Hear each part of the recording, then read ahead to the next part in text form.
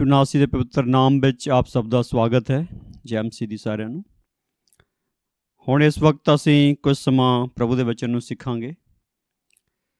ਧਰਮੀ ਬਣਨਾ ਅਤੇ ਧਰਮੀ ਬਣੇ ਰਹਿਣਾ। ਪ੍ਰਭੂ ਦਾ ਧੰਨਵਾਦ ਹੈ ਕਿ ਪ੍ਰਭੂ ਆਪਣੇ ਬੱਚਿਆਂ ਨੂੰ ਮੁਫਤ ਵਿੱਚ ਧਰਮੀ ਬਣਾਉਂਦਾ ਹੈ। ਪਰ ਅਗਲੀ ਗੱਲ ਇਹ ਹੈ ਕਿ ਧਰਮੀ ਬਣੇ ਰਹਿਣਾ। ਅੱਜ ਧਰਮੀ ਬਣੇ ਪ੍ਰਭੂ ਦੀ ਕਿਰਪਾ ਨਾਲ, ਅੱਗੋਂ ਵੀ ਬਣੇ ਰਹੀਏ, ਇਹ ਜ਼ਰੂਰੀ ਹੈ।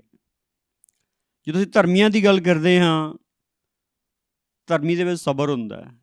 ਜਦੋਂ ਸਬਰ ਦੀ ਗੱਲ ਕਰਦੇ ਹਾਂ ਤੇ ਅਯੂਬ ਦਾ ਨਾਮ ਜਿਹੜਾ ਸਭ ਤੋਂ ਪਹਿਲੇ ਨੰਬਰ 'ਤੇ ਹੈ।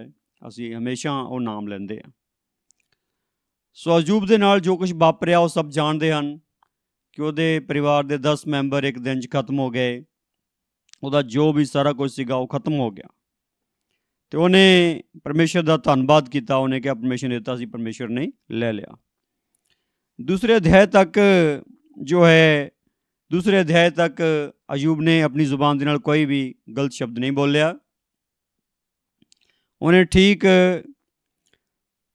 ਉਹਨੇ ਆਪਣੇ ਆਪ ਨੂੰ ਪ੍ਰਭੂ ਦੇ ਅੱਗੇ ਅਧੀਨ ਰੱਖਿਆ। ਉਹਦੇ 3 ਦੋਸਤ ਆਏ।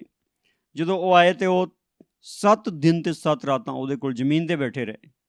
ਉਹ ਕੁਛ ਨਹੀਂ ਬੋਲੇ। ਪਰ ਜੋ ਤੀਸਰਾ ਅਧਿਆਇ ਸ਼ੁਰੂ ਹੁੰਦਾ ਹੈ, ਅਯੂਬ ਦੀ ਕਿਤਾਬ ਦਾ ਤੀਸਰਾ ਅਧਿਆਇ, ਉਹਦੇ ਪਹਿਲੇ ਵਚਨ 'ਚ ਲਿਖਿਆ ਹੈ, ਇਹਦੇ ਮਗਰੋਂ ਅਯੂਬ ਨੇ ਆਪਣਾ ਮੂੰਹ ਖੋਲ੍ਹ ਕੇ ਆਪਣੇ ਦਿਨ ਨੂੰ ਸਰਾਪ ਦਿੱਤਾ ਅਤੇ ਅਯੂਬ ਆਖਣ ਲੱਗਾ, ਨਾਸ਼ ਹੋਵੇ ਉਹ ਦਿਨ ਜਿਹਦੇ ਵਿੱਚ ਮੈਂ ਜੰਮਿਆ ਅਤੇ ਉਹ ਰਾਤ ਜਦ ਕਿਹਾ ਗਿਆ ਕਿ ਜਣ ਗਰਭ ਵਿੱਚ ਪਿਆ। ਉਹ ਦਿਨ ਹਨੇਰਾ ਹੋ ਜਾਵੇ, ਪਰਮੇਸ਼ਰ ਉੱਪਰੋਂ ਉਹਦੀ ਸਾਰ ਨਾ ਲਵੇ, ਨਾ ਉਸ ਉੱਤੇ ਚਾਨਣ ਚਮਕੇ। ਇਹ ਜਿਹੜਾ ਅਯੂਬ ਦਾ ਬੋਲਣਾ ਹੈ, ਜਿਹੜਾ ਅਯੂਬ ਦਾ ਬੋਲਣਾ ਹੈ, ਜਦੋਂ ਬੋਲਿਆ ਤੇ ਕੀ ਕਿਹਾ ਉਹਨੇ ਆਪਣੇ ਜਨਮ ਨੂੰ ਸਰਾਪ ਦਿੱਤਾ। ਉਹਨੇ ਆਪਣੇ ਜਨਮ ਨੂੰ ਸਰਾਪ ਦਿੱਤਾ। ਉਹਨੇ ਆਪਣੇ ਜਨਮ ਨੂੰ, ਇਸ ਦੁਨੀਆ 'ਤੇ ਆਉਣ ਨੂੰ ਸਰਾਪ ਦਿੱਤਾ। ਦੇਖੋ ਗੱਲ ਕੀ ਹੈ। ਪਰਮੇਸ਼ਰ ਗਰੰਟੀ ਦੇ ਰਿਹਾ ਹੈ।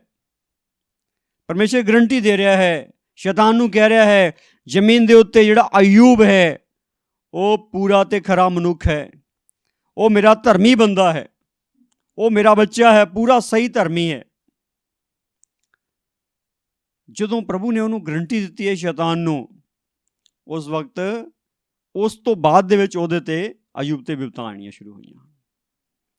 ਅੱਜ ਦੇਖੋ, ਇਸ ਜ਼ਮੀਨ ਦੇ ਉੱਤੇ ਜਦੋਂ ਅਸੀਂ ਧਰਮੀ ਬਣਦੇ ਹਾਂ ਅਤੇ ਧਰਮੀ ਹੋਣ ਦੇ ਕਾਰਨ ਵਿਪਤਾਂ ਆਉਂਦੀਆਂ। ਜਿਹੜੀਆਂ ਧਰਮੀ ਹੋਣ ਦੇ ਕਾਰਨ ਵਿਪਤਾਂ ਆਉਂਦੀਆਂ, ਕਿਉਂਕਿ ਪ੍ਰਭੂ ਨੇ ਕਿਹਾ, ਮੇਰੇ ਨਾਮ ਕਰਕੇ ਸਾਰੀਆਂ ਕੌਮਾਂ ਤੁਹਾਡੇ ਨਾਲ ਬੈਰ ਰੱਖਣਗੀਆਂ। ਜਿਹੜੀਆਂ ਇਹ ਵਿਪਤਾਂ ਆਉਂਦੀਆਂ ਹੈਗੀਆਂ ਸਹਿਣੀਆਂ, ਔਰ ਸਹਿੰਦੇ ਰਹਿਣਾ। ਜਿਹੜਾ ਵਿਪਤਾ ਸਹਿਣਾ ਨਹੀਂ ਸਿੱਖਦਾ ਉਹ ਧਰਮੀ ਬਣਿਆ ਨਹੀਂ ਰਹਿ ਸਕਦਾ। ਕੁਝ ਸਮੇਂ ਤੱਕ ਧਰਮੀ ਬਣਿਆ ਰਹਿਣਾ ਸੌਖਾ ਹੈ, ਪਰ ਹਮੇਸ਼ਾ ਤੱਕ ਧਰਮੀ ਬਣੇ ਰਹਿਣਾ ਉਹ ਮੁਸ਼ਕਲ ਆ। ਹੁਣ ਜਿਹੜੀ ਅਯੂਬ ਦੀ ਗੱਲ ਕਰਦੇ ਹਾਂ ਤਾਂ ਤੀਸਰੇ ਅਧਿਆਇ ਵਿੱਚ ਅਯੂਬ ਦੇ ਕੋਲੋਂ ਉਹ ਗੱਲਾਂ ਨਿਕਲੀਆਂ ਮੂੰਹ 'ਚੋਂ ਜਿਹੜੀਆਂ ਉਹਨੂੰ ਕਹਿਣੀਆਂ ਨਹੀਂ ਚਾਹੀਦੀਆਂ ਸੀ। ਉਹ ਆਪਣੇ ਆਪ 'ਤੇ ਸਰਾਪ ਦੇ ਰਿਹਾ। ਉਹ ਕਹਿੰਦਾ, ਜਿੱਦਣ ਮੈਂ ਪੈਦਾ ਹੋਇਆ ਨਾ, ਉਹ ਦਿਨ ਹੀ ਨਾ ਹੁੰਦਾ ਚੰਗੀ ਗੱਲ ਸੀ। ਇਹ ਖਬਰ ਹੀ ਨਾ ਆਉਂਦੀ ਚੰਗੀ ਗੱਲ ਸੀ। ਭਾਵ ਉਹ ਕਹਿੰਦਾ, ਮੈਂ ਪੈਦਾ ਹੀ ਨਾ ਹੁੰਦਾ ਤਾਂ ਚੰਗੀ ਗੱਲ ਸੀ। ਅੱਜ ਮੇਰੇ ਭੈਣ ਭਾਈ ਇਸ ਗੱਲ ਨੂੰ ਸਮਝ ਜਾਓ। ਅੱਜ ਬਹੁਤ ਸਾਰੇ ਭੈਣ ਭਾਈ ਕਹਿੰਦੇ ਮੈਂ ਫਸਿਆ ਪਿਆ।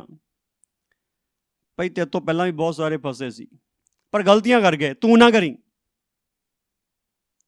ਬਾਈਬਲ ਦੇ ਪੁਰਾਣੇ ਨੇਮ ਵਿੱਚ ਬਹੁਤ ਸਾਰੀਆਂ ਸਟੋਰੀਜ਼ ਲਿਖੀਆਂ ਗਈਆਂ ਹਨ, ਕਹਾਣੀਆਂ ਲਿਖੀਆਂ ਗਈਆਂ ਹਨ, ਬਹੁਤ ਸਾਰਾ ਇਤਿਹਾਸ ਲਿਖਿਆ ਗਿਆ ਹੈ। ਮਾੜੇ ਬੰਦਿਆਂ ਦਾ ਇਤਿਹਾਸ ਵੀ ਬਾਈਬਲ 'ਚ ਲਿਖਿਆ ਗਿਆ ਹੈ। ਗਲਤ ਕੰਮ ਕਰਨ ਵਾਲਿਆਂ ਦਾ ਇਤਿਹਾਸ, ਉਹਨਾਂ ਦੀ ਜੀਵਨੀਆਂ ਲਿਖੀਆਂ ਗਈਆਂ ਬਾਈਬਲ 'ਚ। ਕਈ ਵਾਰੀ ਅੰਦਰ ਵਿਚਾਰ ਆਉਂਦਾ, ਇਹ ਕਿਉਂ ਲਿਖੀਆਂ ਗਈਆਂ? ਉਹ ਇਸੇ ਕਰਕੇ ਲਿਖੀਆਂ ਗਈਆਂ ਕਿ ਉਹ ਪਰਮੇਸ਼ਰ ਦੇ ਬੰਦੇ ਸੀ। ਪਰਮੇਸ਼ਰ ਨੇ ਉਹਨੂੰ ਧਰਮੀ ਠਹਿਰਾਇਆ ਸੀ, ਚੁਣਿਆ ਸੀ, ਪਰ ਉਹ ਪਰਮੇਸ਼ਰ ਦੇ ਨਾਲ ਨਹੀਂ ਰਹੇ। ਇਸ ਲਈ ਲਿਖੀਆਂ ਗਈਆਂ ਤਾਂ ਕਿ ਸਿੱਖ ਲਈਏ ਕਿ ਉਹ ਕੀ ਗੜਬੜੀ ਸੀ, ਅਸੀਂ ਨਾ ਉਸ ਗੜਬੜੀ 'ਚ ਪਈਏ। ਸੋ ਅਯੂਬ ਇੱਕ ਸਮੇਂ ਤੱਕ ਪਰਮੇਸ਼ਰ ਦੇ ਨਾਲ ਰਿਹਾ, ਪਰ ਇੱਕ ਸਮੇਂ ਉਹਦੇ ਕੋਲ ਉਹ ਗੱਲਾਂ ਕਹਿ ਹੋਈਆਂ ਜਿਹੜੀਆਂ ਪਰਮੇਸ਼ਰ ਨੂੰ ਪਸੰਦ ਨਹੀਂ ਸੀ। ਉਹ ਕਹਿੰਦਾ ਮੈਂ ਹੁੰਦਾ ਹੀ ਨਾ ਤਾਂ ਚੰਗੀ ਗੱਲ ਸੀ। ਜਦੋਂ ਉਹ ਕਹਿੰਦਾ ਮੈਂ ਹੁੰਦਾ ਹੀ ਨਾ ਤਾਂ ਚੰਗੀ ਗੱਲ ਸੀ, ਅੱਗੋਂ ਉਹਦੀ ਜਿਹੜੀ ਸ਼ਬਦਾਵਲੀ ਹੈ ਉਹ ਗਾਂਹ ਤੋਂ ਗਾਂਹ ਹੋਰ ਖਰਾਬ ਹੁੰਦੀ ਗਈ। ਜਿਸ ਤਰੀਕੇ ਨਾਲ ਉਹਦੇ ਤਿੰਨਾਂ ਦੋਸਤਾਂ ਨੇ ਉਹਨੂੰ ਦੋਸ਼ੀ ਠਹਿਰਾਉਣ ਦੀ ਕੋਸ਼ਿਸ਼ ਕੀਤੀ ਕਿ ਤੇਰੇ ਪਾਪ ਕਰਕੇ ਹੋਇਆ, ਕਿਉਂਕਿ ਪਤਾ ਉਹਨਾਂ ਨੂੰ ਵੀ ਨਹੀਂ, ਜਿਹੜੇ ਤਿੰਨ ਬੰਦੇ ਉਹਨੂੰ ਸਮਝਾਉਣ ਲੱਗੇ ਹੋਏ ਆ, ਪਤਾ ਉਹਨਾਂ ਨੂੰ ਵੀ ਨਹੀਂ ਵੀ ਕੀ ਗੱਲ ਆ, ਉਹਨਾਂ ਨੂੰ ਵੀ ਨਹੀਂ ਪਤਾ। ਅੱਜ ਬੜੇ ਦੁੱਖ ਵਾਲੀ ਗੱਲ ਆ ਕਿ ਵਾਰੀ ਦੂਜੇ ਨੂੰ ਸਮਝਾਉਣ ਜਾਂਦੇ ਆ, ਸਾਨੂੰ ਪਤਾ ਹੀ ਨਹੀਂ ਹੁੰਦਾ ਵੀ ਇਹ ਚੱਕਰ ਕੀ ਹੈ ਜਿਹਨੂੰ ਇਹ ਸਮਝਾਉਣ ਤੁਰੇ। ਜਿਹੜੇ ਅਯੂਬ ਦੇ ਤਿੰਨੇ ਦੋਸਤ ਉਹਨਾਂ ਨੂੰ ਵੀ ਨਹੀਂ ਪਤਾ ਕੀ ਹੋਇਆ। ਉਹ ਅਯੂਬ ਨੂੰ ਕਹਿਣ ਲੱਗੇ ਕਿ ਅਯੂਬ ਪਰਮੇਸ਼ਰ 'ਚ ਨਹੀਂ ਨੁਕਸ, ਨੁਕਸ ਤੇਰੇ 'ਚ ਆ। ਜਦੋਂ ਉਹਨਾਂ ਨੇ ਉਹ 'ਚ ਨੁਕਸ ਕੱਢ ਦਿੱਤਾ, ਉਹ ਉਹਨਾਂ ਦੇ ਖਿਲਾਫ ਵੀ ਹੋ ਗਿਆ ਅਤੇ ਪਰਮੇਸ਼ਰ ਦੇ ਖਿਲਾਫ ਵੀ ਹੋ ਗਿਆ। ਹੁਣ ਜਿਹੜਾ 9ਵਾਂ ਅਧਿਆਇ ਉਹ 'ਚ ਕਹਿੰਦਾ ਪਰਮੇਸ਼ਰ ਖਰੇ ਅਤੇ ਖੋਟੇ ਨੂੰ ਇੱਕੋ ਜਿਹਾ ਮੁਕਾ ਦਿੰਦਾ। ਪਰਮੇਸ਼ਰ ਖਰੇ ਅਤੇ ਖੋਟੇ ਨੂੰ ਇੱਕੋ ਜਿਹਾ ਮੁਕਾਉਂਦਾ। ਕਹਿੰਦਾ ਪਰਮੇਸ਼ਰ ਦੇ ਸਾਹਮਣੇ ਖਰੇ ਬਣਨ ਦਾ ਕੀ ਫਾਇਦਾ, ਖਰੇ ਬਣ ਕੇ ਮੈਂ ਬਿਪਤਾ 'ਚ ਪੈ ਗਿਆ, ਖੋਟੇ ਬੰਦੇ ਮੌਜਾਂ ਕਰਦੇ। ਉਹ ਕਹਿੰਦਾ, ਅਸਾਫ ਵੀ ਕਹਿੰਦਾ, ਉਹ ਕਹਿੰਦਾ ਇਹ ਉਲਟ ਹੋ ਰਿਹਾ ਦੁਨੀਆ 'ਚ। ਆਹ ਜਿਹੜੀ ਗੱਲ ਹੈ ਬੜੀ ਸਾਫ਼। ਜਦੋਂ ਜ਼ਮੀਨ ਦੇ ਉੱਤੇ ਜੋ ਹੋ ਰਿਹਾ ਨਹੀਂ ਸਮਝ ਆਉਂਦਾ, ਬੰਦਾ ਫਿਰ ਜੋ ਮੂੰਹ 'ਚ ਆਇਆ ਉਹ ਬੋਲਦਾ, ਜਿੱਦਾਂ ਮੂੰਹ 'ਚ ਆਇਆ ਉਹ ਬੋਲਦਾ। ਜਦੋਂ ਅਯੂਬ ਨੇ ਬੋਲਿਆ, ਜੋ ਉਹਦੇ ਮਨ 'ਚ ਆਇਆ ਉਹ ਬੋਲਿਆ, ਅਤੇ 38 ਅਧਿਆਇ ਵਿੱਚ ਖੁਦਾਵੰਦ ਨੇ ਉਹਨਾਂ ਨਾਲ ਗੱਲ ਕੀਤੀ, ਖੁਦਾਵੰਦ ਦੀ ਹਜ਼ੂਰੀ ਪ੍ਰਗਟ ਹੋਈ। ਖੁਦਾ ਕਹਿੰਦਾ ਹੁਣ ਤੂੰ ਮਰਦ ਵਾਂਗੂ ਆਪਣੀ ਕਮਰ ਕੱਸ ਲਾ ਅਤੇ ਮੈਂ ਤੈਨੂੰ ਸਵਾਲ ਪੁੱਛਣੇ, ਮੈਨੂੰ ਸਮਝਾ। ਕਹਿੰਦਾ ਪ੍ਰਭੂ ਉਹਨੂੰ ਕਹਿੰਦਾ ਤੀਸਰੇ ਬਚਨ 'ਚ ਕਿ ਤੂੰ ਮੈਨੂੰ ਹੁਣ ਸਮਝਾ, ਮੈਂ ਤੇਰੇ ਤੋਂ ਸਵਾਲ ਪੁੱਛਣੇ। ਜਦੋਂ ਪ੍ਰਭੂ ਨੇ ਸਵਾਲ ਪੁੱਛੇ ਉਹਦੇ ਕੋਲੋਂ, ਉਹਨਾਂ ਗੱਲਾਂ ਕੀਤੀਆਂ, ਅਤੇ ਫਿਰ ਉਹਦੇ ਕੰਨ ਖੁੱਲ੍ਹ ਗਏ, ਉਹਦੀ ਸਮਝ ਖੁੱਲ੍ਹ ਗਈ। ਕੰਨ ਖੁੱਲ੍ਹ ਗਏ, ਉਹਦੀ ਸਮਝ ਖੁੱਲ੍ਹ ਗਈ। ਜਦੋਂ ਉਹਦੇ ਕੰਨ ਖੁੱਲ੍ਹ ਗਏ, ਉਹਦੀ ਸਮਝ ਖੁੱਲ੍ਹ ਗਈ, ਫਿਰ ਜਿਹੜਾ 42 ਅਧਿਆਇ ਹੈ ਉਹ 'ਚ ਉਹਨੇ ਪਛਤਾਵਾ ਕੀਤਾ।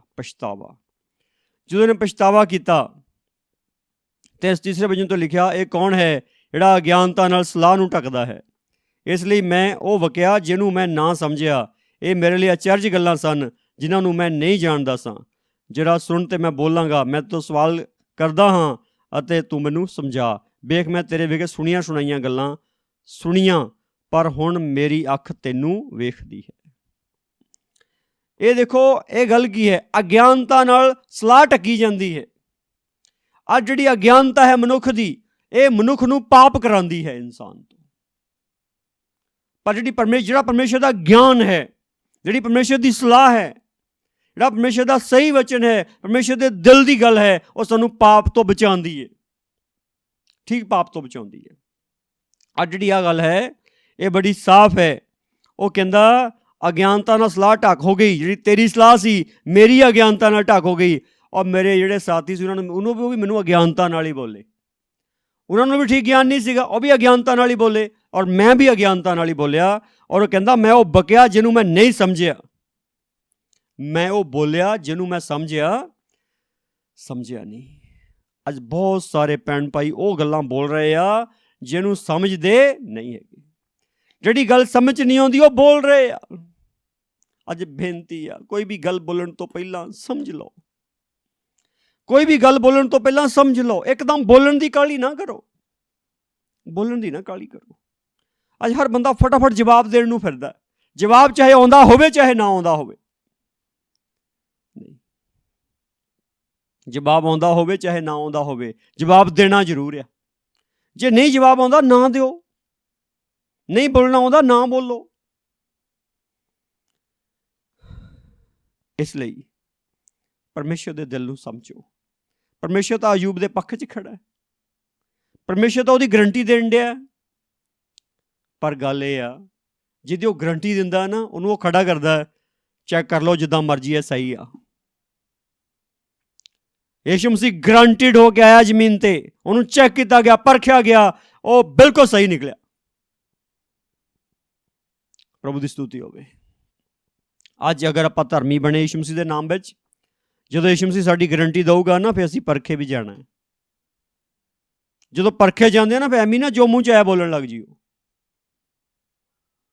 ਯਿਸੂ ਮਸੀਹ ਤੋਂ ਸਿੱਖੋ। ਕਿੰਨੀ ਦੇਰ ਚੁੱਪ ਰਿਹਾ, ਬੋਲਿਆ ਹੀ ਨਹੀਂ। ਕਿੰਨਾ ਅਤਿਆਚਾਰ ਹੋਇਆ, ਕਿੰਨਾ ਉਹਤੇ ਜ਼ੁਲਮ ਢਾਏ ਗਏ, ਪਰ ਉਹ ਬੋਲਿਆ ਨਹੀਂ, ਚੁੱਪ ਰਿਹਾ।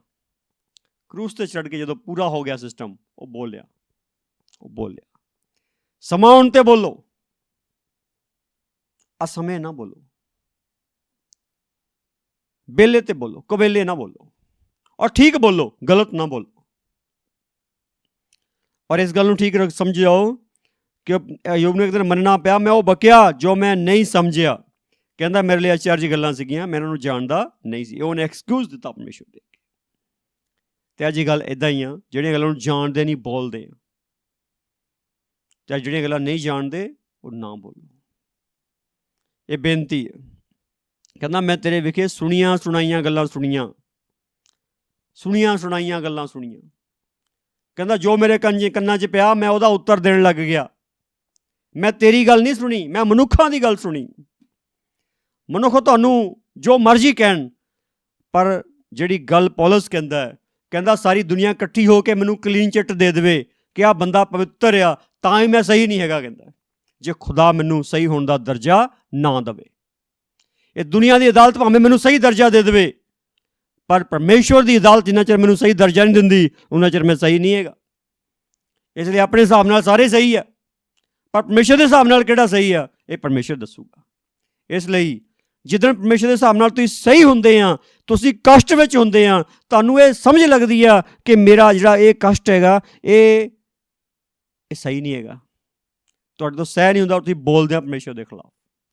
ਇਸ ਲਈ ਬੇਨਤੀ ਆ, ਜੇ ਧਰਮੀ ਬਣਿਆ ਤਾਂ ਧਰਮੀ ਬਣੇ ਰਹਿਣ ਦੇ ਲਈ ਕਸ਼ਟ ਝੱਲਣੇ ਪੈਣੇ, ਕਸ਼ਟਾਂ ਵਿੱਚ ਦੀ ਗੁਜ਼ਰਨਾ ਪੈਣਾ। ਜਦੋਂ ਗੁਜ਼ਰਦੇ ਰਹੋਗੇ ਤਾਂ ਧਰਮੀ ਬਣੇ ਰਹੋਗੇ। ਅਯੂਬ ਇੱਕ ਦਿਨ ਧਰਮੀ ਸੀ, ਪਰ ਜਦੋਂ ਉਹਨੇ ਮੂੰਹ ਤੋਂ ਗਲਤ ਬੋਲਿਆ ਉਹ ਧਰਮੀ ਨਹੀਂ ਰਿਹਾ, ਔਰ ਫਿਰ ਅੱਗੇ ਜਾ ਕੇ ਉਹਨੂੰ ਪਛਤਾਪ ਕਰਨਾ ਪਿਆ, ਫਿਰ ਉਹ ਧਰਮੀ ਬਣਿਆ। ਇਸ ਲਈ ਬੇਨਤੀ ਹੈ, ਧਰਮੀ ਬਣਨਾ ਪ੍ਰਭੂ ਦੀ ਕਿਰਪਾ ਨਾਲ ਹੈ, ਬਣੇ ਰਹਿਣਾ ਵੀ ਉਹਦੇ ਅਨੁਗ੍ਰਹਿ ਦੇ ਦੁਆਰਾ ਹੈ, ਪਰ ਆਪਣੀ ਸੋਝੀ ਇਹ ਹੋਣੀ ਜ਼ਰੂਰੀ ਹੈ ਕਿ ਕਿੱਦਾਂ ਬਣੇ ਰਹਿਣਾ ਹੈ। ਜੋ ਉਹਦੇ ਨਿਯਮ ਹਨ ਉਹਨਾਂ ਦਾ ਪਾਲਣ ਕਰਨਾ ਹੈ।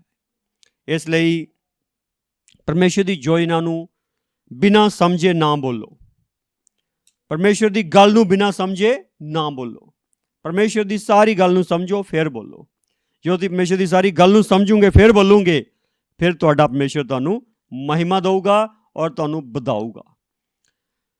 ਕਿਤੇ ਕਸ਼ਟ ਝੱਲਣਾ ਐਵੇਂ ਨਾ ਹੋ ਜਾਵੇ, ਮੁਸੀਬਤਾਂ ਝੱਲਣਾ ਐਵੇਂ ਨਾ ਹੋ ਜਾਵੇ, ਦੁੱਖ ਉਠਾਉਣਾ ਅਵਿਰਥਾ ਨਾ ਹੋ ਜਾਵੇ, ਕੁਰਬਾਨੀਆਂ ਕਿਤੇ ਅਵਿਰਥੀਆਂ ਨਾ ਹੋ ਜਾਣ।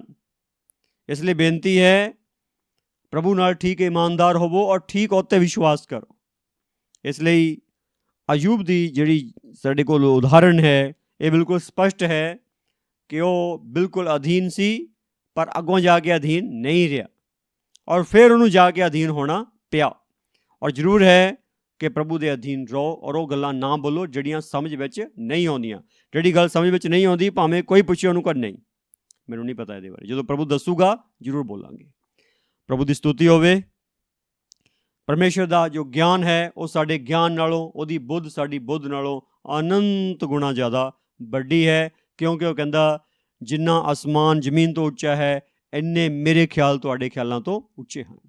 ਸੋ ਆਓ ਪ੍ਰਭੂ ਦੀ ਹਜ਼ੂਰੀ ਵਿੱਚ ਪ੍ਰਾਰਥਨਾ ਕਰੀਏ। ਸਾਮਰਥੀ ਪਰਮੇਸ਼ਵਰ, ਅਸੀਂ ਸਭ ਤੇਰੀ ਹਜ਼ੂਰੀ ਵਿੱਚ ਝੁਕਦੇ ਹਾਂ ਪ੍ਰਭੂ, ਇਕਰਾਰ ਕਰਦੇ ਹਾਂ ਪੂਰਨ ਗਿਆਨੀ ਨਹੀਂ ਹਾਂ ਅਸੀਂ ਪ੍ਰਭੂ, ਪੂਰਨ ਗਿਆਨੀ ਤੂੰ ਹੈ, ਪੂਰਨ ਗਿਆਨ ਤੇਰੇ ਵਿੱਚ ਹੈ ਪ੍ਰਭੂ। ਜੋ ਤੂੰ ਕਰਦਾ ਹੈ ਜ਼ਮੀਨ 'ਤੇ ਬਹੁਤ ਕੁਝ ਸਾਨੂੰ ਸਮਝ ਨਹੀਂ ਆਉਂਦਾ, ਪਰ ਫਿਰ ਵੀ ਬੋਲਦੇ ਹਾਂ ਪ੍ਰਭੂ, ਸਾਨੂੰ ਖਿਮਾ ਕਰੀ ਪਰਮੇਸ਼ਵਰ, ਫਿਰ ਬੋਲਦੇ ਹਾਂ ਖਿਮਾ ਕਰ ਪ੍ਰਭੂ। ਦੁਆ ਕਰਦੇ ਹਾਂ ਤੂੰ ਉਹ ਬੁੱਧ ਦੇ ਜਿਹੜੀ ਤੇਰੀ ਬੁੱਧ ਆ, ਤੂੰ ਗੱਲਾਂ ਜਿਹੜੀਆਂ ਤੇਰੀਆਂ ਗੱਲਾਂ ਹੈ, ਤੇਰੀ ਯੋਜਨਾ ਜਿਹੜੀ ਤੇਰੀ ਯੋਜਨਾ ਤੂੰ ਬਖਸ਼ਿਸ਼ ਕਰ ਪਰਮੇਸ਼ਵਰ। ਆਉਣ ਵਾਲਾ ਸਾਰਾ ਸਮਾਂ ਮੁਬਾਰਕ ਹੋਵੇ। ਇਹ ਖੁਦਾਵੰਦ ਧਰਮੀ ਬਣੇ, ਜਿੱਦਾਂ ਤੇਰੀ ਵੱਲੋਂ ਬਣਾਏ ਗਏ ਇੱਦਾਂ ਬਣੇ ਰਹੀਏ ਖੁਦਾਵੰਦ, ਸਦਾ ਤੇਰੀ ਨਾਲ ਪ੍ਰਭੂ ਤੇਰੀ ਹਜ਼ੂਰੀ ਵਿੱਚ ਚੱਲਦੇ ਰਹੀਏ ਔਰ ਬਣੇ ਰਹੀਏ। ਆਉਣ ਵਾਲਾ ਸਾਰਾ ਸਮਾਂ ਮੁਬਾਰਕ ਹੋਵੇ। ਕਿਰਪਾ ਹੋਵੇ, ਕਿਰਪਾ ਹੋਵੇ, ਕਿਰਪਾ ਹੋਵੇ, ਕਿਰਪਾ ਹੋਵੇ, ਕਿਰਪਾ। ਇਹ ਸਾਰੀਆਂ ਦੁਆ ਬੇਨਤੀਆਂ ਪ੍ਰਭੂ ਯਿਸੂ ਨਾਸੀ ਦੇ ਪਵਿੱਤਰ ਨਾਮ 'ਚ ਅਧੀਨ ਹੋ ਕੇ ਧੰਨਵਾਦ ਸਹਿਤ ਮੰਗਦੇ ਹਾਂ। ਆਮੀਨ, ਆਮੀਨ, ਆਮੀਨ। ਜੈ ਮਸੀਹ ਦੀ। ਸਾਰਿਆਂ ਨੂੰ ਖੁਦਾਵੰਦ ਦਾ ਜਲਾਲ ਤੁਹਾਡੇ ਨਾਲ ਬਣਿਆ ਰਹੇ। ਆਮੀਨ।